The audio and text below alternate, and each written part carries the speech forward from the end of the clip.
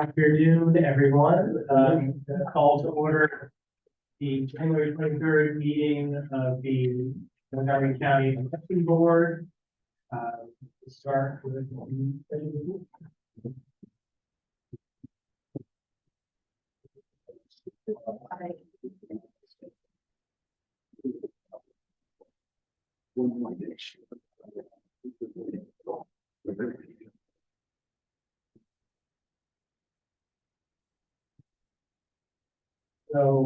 I want to start this by acknowledging that we had our first election of 2024. I think perhaps it's the first in the state as a special election in North Penn, and that was on January 16th. And I want to commend our new director of elections, as we acknowledged last meeting, Frank Dean, for his work. It was a snow day for most people in Montgomery, but the voter services team showed up at 5 a.m., 6 a.m. To make sure that every voter in North Penn had the chance to vote, had their votes counted. And I got to join them for lunch. I didn't quite start at the beginning when they did. I was busy taking my 6-month in the snow for the first time.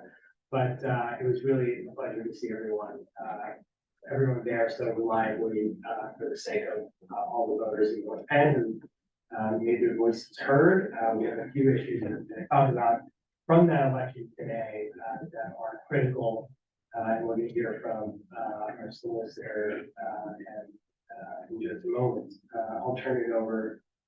Any board comment from okay, so we'll move first to general public comments. Do we have any? We do. First up is David, and I'm sorry, Kremen. Yeah. All right. Here. Okay. First time for everything. Thank you so much for having this forum. I just had a meeting last night and I said, we want to do a few things with the committee, and they said, oh, your first meeting is today. I said, well, I better show up and say something if I really think this. So, state your name. Oh, I'm sorry. And your where you reside. My name is David Kremens. I'm from Hatfield Township. That's where I'm from. I want to talk today about elections and that sort of thing. I think we have a division problem in the county, in the Commonwealth, in the country. I think it got exacerbated in November 2020, when it became apparent that laws weren't being followed. The traditional remedy for laws not being followed is you do a new election, but you couldn't do that. COVID, anyone within 6 feet of you was carrying the deadly virus. What do you do? Close spaces. The proper response to that, I would think, would be, yeah, we're sorry, it was a tough situation, never happen again, etc. But then the same process was followed in 2022, the exact same intimidation, the harassment by county employees to legitimate watchers and that sort of thing. So I said, okay, let me pull this up. What does the law actually say? And it says over and over again, candidate, attorney, watcher. It never says only a candidate, it's only attorneys. It always says those three things. You can examine ballots, you can challenge voters, you can examine every part of the thing. Where there's a ballot, a watcher can be. And the current system in place methodically breaks that law. It just methodically does. There's also a law well written, both in Act 77 and the original, that says if you intimidate, harass, or try to drive away a watcher, you're subject to a fine of up to $1,000 and up to 2 years in prison. Right now, I have no doubt that the board looked into that and you tried to come up with a way to make it okay. And judges tended to agree with you, so okay, fine. But what I'm worried about now is that we're going to continue it through the next election. And if the same processes are followed, with about, I just counted it up today with a couple of people, 5 or 6 different foundational breaking of these laws, okay, in our current existing system that's supposed to be followed religiously. So I'd like that to not happen again, particularly not this time around. So here's my suggestion for your consideration. It's only the first one. You'll see me up here again, I expect. But starting now, my suggestion, because this is going to take a while, how about this idea?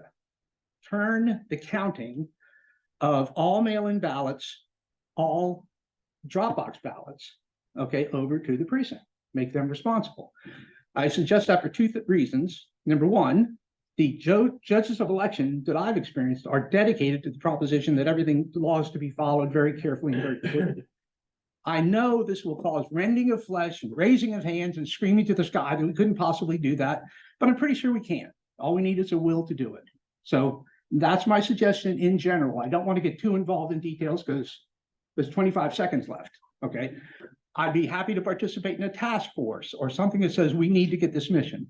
But it is your job, make no mistake, your job to this time around make sure we comply with the law.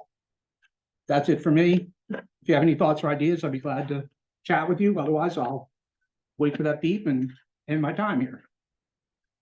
You mentioned that you felt that there's 5 specific areas that aren't being followed correctly. If you could send that information off, I'd be really curious to see what you are thinking. I'd be happy to do that. Thank you, Commissioner. Also, like, heard multiple times from people about sending ballots back to the mail-in ballots back to the individual precincts. I think it's an interesting idea, and I'm not going to say we should do that. I'm not going to say we shouldn't do it. I think it's just an interesting idea that I'm going to personally explore myself, so I have a better answer one way or the other. Well, I'd be glad to outline to you, and I promise you, I will get back to you in writing. I can say it's the only way to be sure. And if the public loses confidence in elections this time around, and if you do it the same way this time, and we don't have confidence that you're just following the law, I would think that's not a good place for an elected official to be. It's not where you want to be. Okay, thanks so much. Thank you. You bet. All right, next one, Brian Bell. Thank you. It's actually Brian Daly. That's okay. My printing is really worse than my handwriting. Again, my name is Brian Daly. I'm a resident of Plymouth Township. I appreciate the opportunity to speak today. I understand that one of the key issues today is about the, or on the docket today is about the undated and misstated ballots from the recent North Penn referendum on taxation for the new school, for the expansion of the high school. I believe that the undated and misstated ballots in that election should be counted.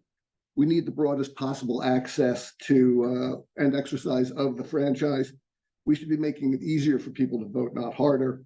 People who exercise their right to vote deserve to have their votes counted. And I believe that any vote on an official ballot for a specific election should be counted rather than thrown out on a minor technicality. Thank you.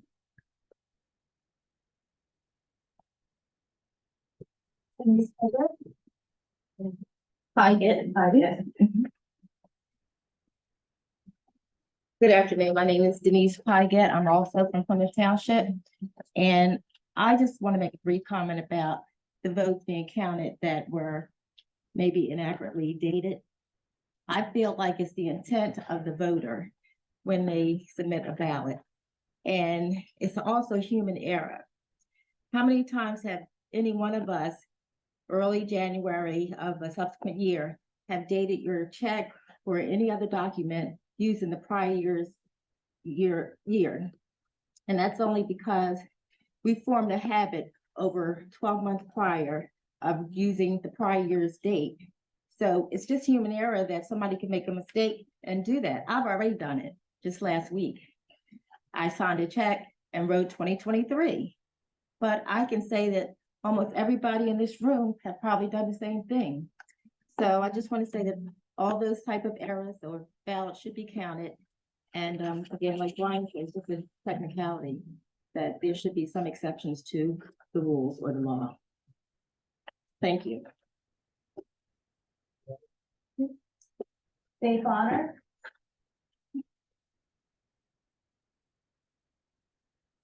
Doug Bonner.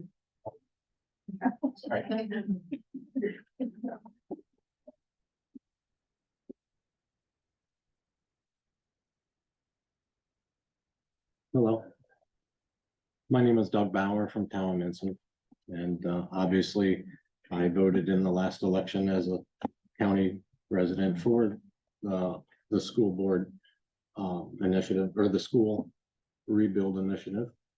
And I have an opinion about counting the ballots, whether it was for that election or any other election. I think the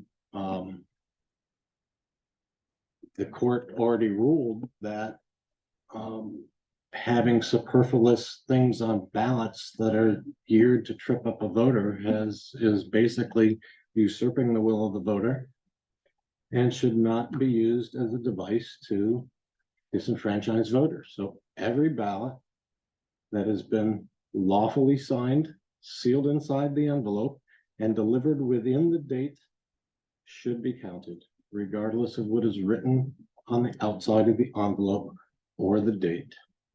Thank you. Nancy Ness, I'm mistaken to put my name on the text. Sorry. Jim Malik,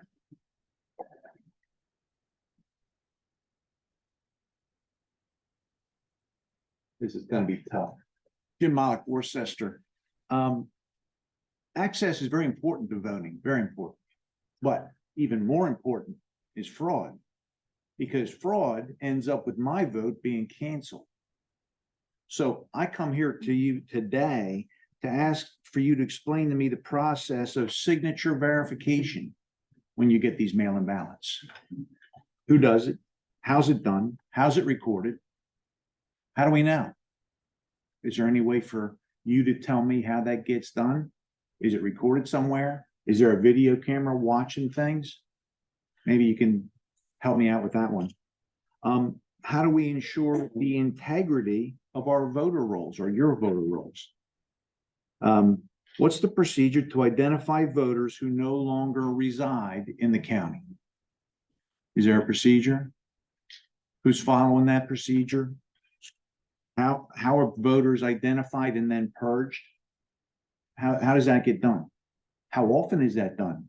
Is it done daily, weekly, monthly, quarterly, semi-annually? So how often do you go through your voter rolls to see whether or not people live here or they moved? And I'm pretty sure they have 1 year after they move, and after that, then they got to be purged. What's the procedure to identify deceased voters? How do you do that? Who does it? When is it done?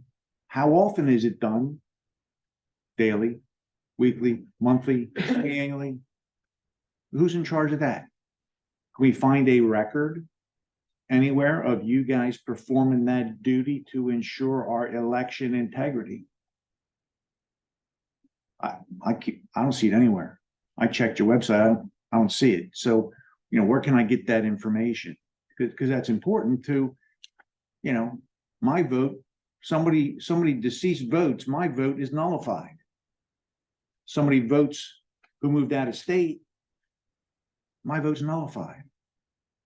So that should be your most important issue for the upcoming election and how you do things here at the county.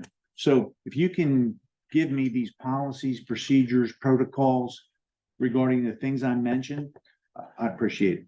Thanks. and we have somebody on Zoom, Sandra Levine.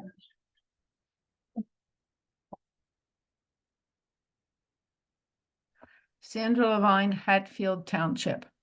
I would like to commend all those who were able to open the polls for this election last week in the most horrible weather, and who stayed through the day and allowed us to vote.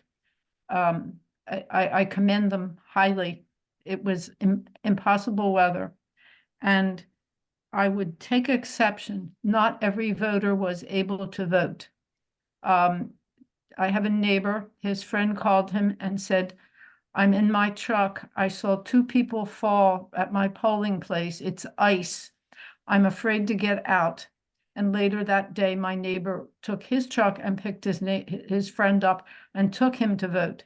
I know people at Dock retirement community were ready to go vote, and a couple came back from the school where they vote and said, it's not worth it. It's ice. We are so glad to be back here safely. And there were at least 8 people that did not make it to vote that day. When I was informed as an inspector just before the November 7th election that there was to be an election in the middle of winter, my horror came true.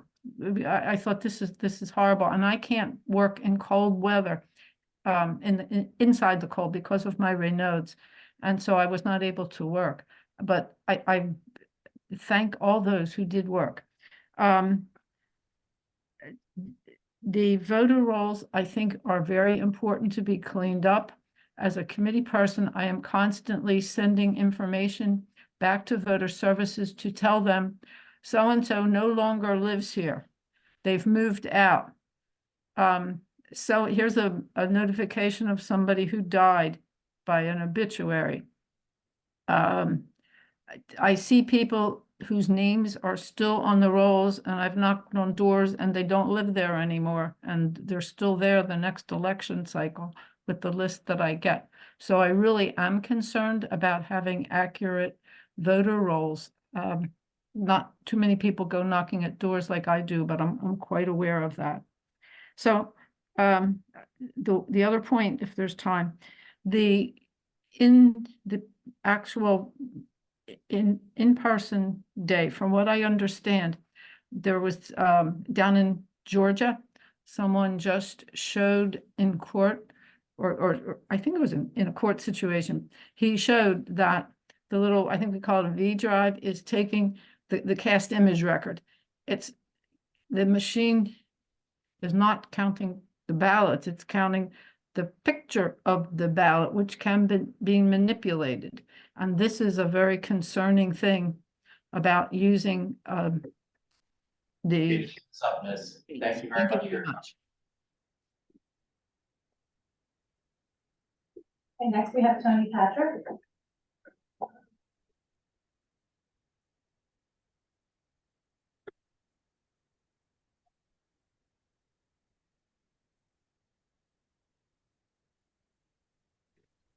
Thank you. Tony Patrick in Upper Providence Township. And like previous callers, what I want to say is that those voter rolls have to be cleaned up. I canvassed by knocking on doors also, and came across what was supposed to have been a Republican voter, ended up being a Democrat voter who lived in the house for 23 years. And the Republican voter was supposed to have been a regular voter. So I want to know, why wasn't that cleaned up 23 years ago? Or like the fellow said, about 1 year when they move, that would have been cleaned up 22 years ago. And another thing is I just checked into a hotel who requested an ID, driver's license ID to prove who I am. And why can't you guys implement voter ID when we go to vote? You know, we don't want illegals or unregistered voters voting in our elections. And with the 6 million migrants, or whatever you want to call them, coming to the country and being distributed throughout the country. And I know some of them have come to the Philadelphia area, to our sanctuary cities and things. I just want to know what you guys are going to do about cleaning this up and not having illegal votes in our system. That's all. Thank you. That's all for public comment. That's it. Right, we're gonna move on to approval of the minutes. For that, just as a general comment, I'll have that we will have more information coming in terms of some of the questions that were raised. I think it is important to show the full security and the step, both on the voter rolls and in general to secure our election. So you'll hear more from us on that this year. Second, I would just note that North Penn set for date for the election. We typically don't have elections in the middle of the winter, but it's another reason why mail-in voting is so important. So, that's one big thing. We're going to move to an approval of the minutes. Do I have a motion to approve the January 11, 2023 minutes of the Montgomery County Election Board? I'll make a motion. Do I have a second? Any board comment? Any negative votes? Okay, the minutes are approved. Next, we'll invite our solicitor, John Marlatt, to talk about another ballot from the most recent one. Good afternoon. On January 16th, 2024, the North Penn School District held a special election, which was administered by the Montgomery County Board of Elections in the Office of Voter Services. In the process of canvassing mail-in and absentee ballots for that election, the canvass board marked for rejection 75 ballots where the outer envelope contained an acceptable day and month, but the voter listed an incorrect year or did not list a year. Voter Services made mail-in and absentee ballots available to voters beginning on December 18th, 2023, and any ballot returned and dated within the time range between that date and 8 p.m. on January 16th, 2024 would be considered acceptable. For the 75 ballots in question, the month and date fell within the acceptable range, but the voters wrote a day in January and wrote the year 2023 instead of 2024, a common mistake many of us make when the calendar flips to a new year. With the exception of this one error, all of these ballots would otherwise be able to be included in the canvass. The date requirement on mail-in ballots has been a heavily litigated issue in Pennsylvania for almost 4 years and is currently ongoing at the federal court level. The previous Board of Elections adopted a policy for mail-in ballots that was based on an order issued from the Pennsylvania Supreme Court prior to the publication of the court's full opinion in the case of Ball versus Chapman. In the Ball order, the court issued a narrow date range for which counties were to accept ballots. But in the subsequently published opinion, the court held that the order applied only to the specific election in question, and that going forward, county boards of elections retained the authority to evaluate the ballots that they receive in future elections for compliance with the election code. Based on the opinion in Ball, it is the recommendation of the solicitor's office that the board adopt a broader policy that would allow for ballots with a day and month that lies within the time the ballots were available to voters and able to be returned to be accepted, even if the year is incorrect or missing. The Supreme Court in Ball held that the purpose of the date requirement is for boards of elections to accurately identify the day upon which an elector signs the declaration. Ballots with an acceptable day and month, but with a missing or incorrect year, provide the board with the requisite information to identify the day upon which an elector has signed it, because common sense dictates that filling out the ballot in any year other than the year the election was held is an impossibility. The Pennsylvania Supreme Court has held that county boards are able to determine what is an acceptable date, and counting ballots where the day and month are correct, but the year is missing or is not correct, still meets the purpose of identifying when the voter filled out the ballot. For these reasons, I would recommend that the board adopt a resolution to count the 75 ballots that fit into this category for the North Penn special election.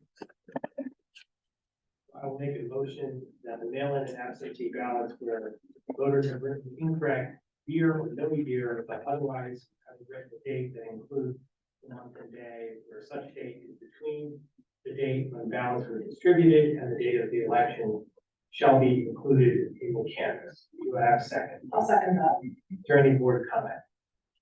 Is this, are we making this motion specifically for this election, or is this setting a precedence moving forward?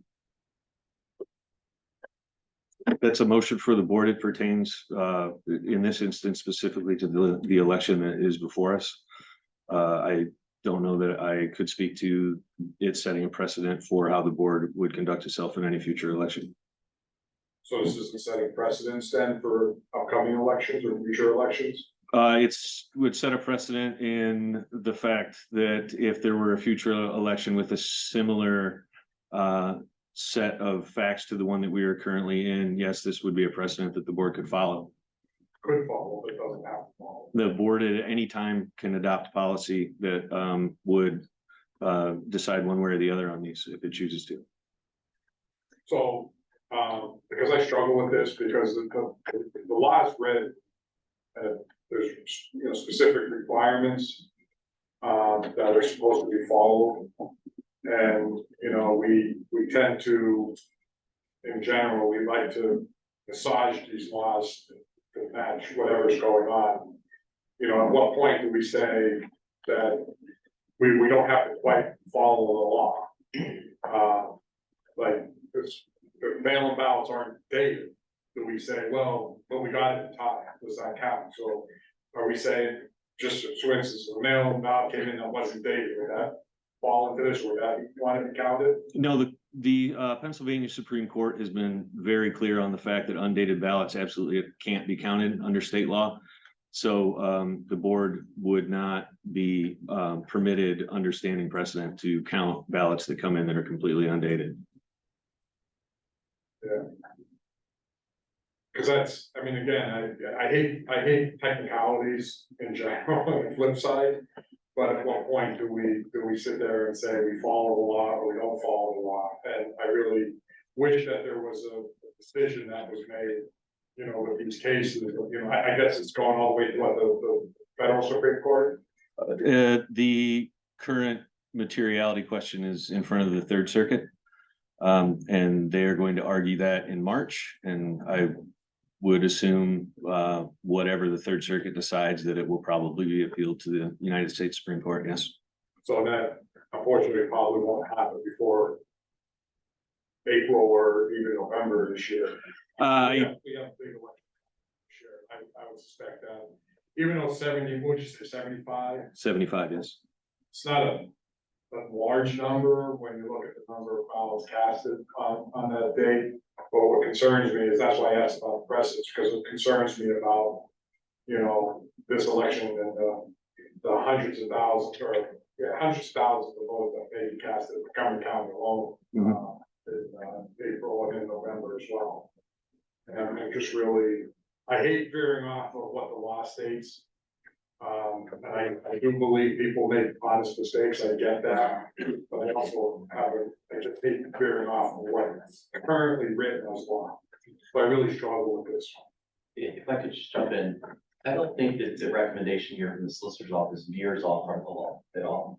The law just says it has to be dated. It doesn't say it has to include a year. And in fact, most would say that the year is superfluous because everyone knows what year an election is taking place.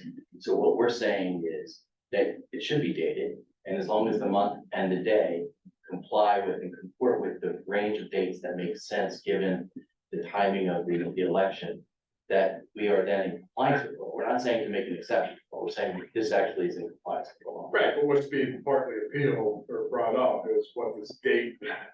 And that's an unanswered question. Right, So- that's what I'm saying. But that doesn't mean we're not in compliance with. Right, I got it, right. Yeah. We're interpreting in a way that we're saying date is, you know, month and day is fine, but, you know, Right. but we don't, you know, the decision or whatever hasn't been defined, but when you say, like, when you look at certain agreements, when it asks for date, it would have MMDD, YYY, right? Or it will have MMYYY, so it'll tell you month and day, you know, and as far as I'm concerned, when you fill in a mail ballot, it's a legal document. Right, because you're signing, you're dating it, so, but we don't have a mail ballot date specific information, so I just, like I said, I just really struggle with, you know, the definition of date here and what we deem acceptable and not acceptable. And, you know, if we were talking about this election specifically, I might be able to get on board with it. So. So one of the principles that is also important to consider, that is well, recognizes that in the case of ambiguities, that we would err on the side of protecting the right to vote. And, as many of our commenters, in the public acknowledge, this is a hard fought, hard won right. And, we know physically, is it possible that these ballots were sent in 2020, in a prior year? And if having the year does not add or change anything in terms of the eligibility of the voter to lawfully cast a ballot. So, for me, this is pretty simple. There are people who have the right to vote, they exercise their right to vote, and we shouldn't throw out their vote over something that does not implicate their registration or eligibility or any of those things. So for that reason, I'm very much in support of this for this election and for any election. And, if there's any other comments. I mean, I would just say that it's a very common week, to, especially in the beginning of a new year, as others have noted, to put down 23 instead of 24. I've done it, and, regardless of how someone votes, what their political affiliation is, we want to make sure that everyone, if they happen to make that mistake, that we give them the opportunity to have their vote counted. So I'm in support of it. And there was a court, on the Third Circuit, that did decide that we should be able to count undated ballots as well. And that unfortunately, was vacated because it was moved, not because it was, wrong. But, is that accurate, John? Yeah, it was vacated on mootness, that's correct. Right. And the Pennsylvania Supreme Court, with its full set of members, have not weighed in on this issue ever. On the particular issue that we're addressing today with the year being incorrect, no, the Pennsylvania Supreme Court has not weighed in on that. Yeah, and I'm not looking to take anyone's vote away. The point I'm raising is that I'm talking about the actual law and the process, the procedures associated to the law. And that's what I struggle with, because it's not written into saying, here's the law, but if there's, some slight mistakes or whatever, you can overlook it. So I personally would prefer, if Chris would say, this is the law, this is what it means, and that's what I don't have. And that's all I'm saying. I mean, at what point do we, and again, what we're tasked with doing is providing every voter the opportunity to vote legally, appropriately in their jurisdictions. And this is not, this question is what the way the law is written. And unfortunately, it's a nuance as far as it's interpreted, as far as what date means. So. And I would just suggest one other thing, that when there is ambiguity in the law, it's the responsibility of this board to make the decision. Right. Okay, so we had a motion in the second. The comments? I was gonna say all this on the floor. Okay, so are there any negative votes? No. Okay, seeing none, the motion passed. No, you said no. Oh, you said- Yes. I'm still trying to get used to this. But I'm used to. Yeah. So, that was yes. Is there a negative vote? Yes. I'm not. Okay, this will roll call, the commission develop. So, right, no. Mr. Wider? Yeah. Or I, or. This is our first. I will vote aye. The motion passes to the one.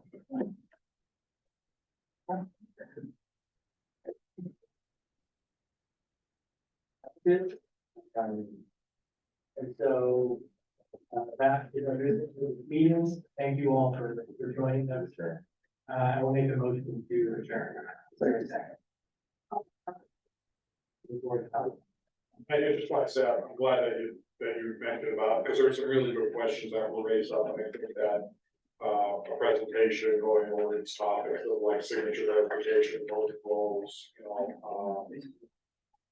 review the overall process itself, the election process. I think it would be good because there's a lot of perception out there as far as what the people believe may or may not be happening, and I think that the more we could lift up and present, maybe you would take a topic every meeting or whatever it may be, just to kind of like go over this. I think it would be very good, because there is, people have lost faith in the system one way or the other. We got to restore it, and I think that's a good first step. For actually presenting this materials, answering these questions. Okay.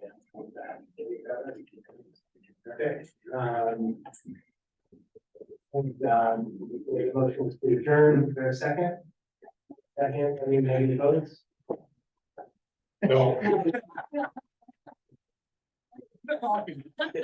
You will adjourn, the meeting is adjourned.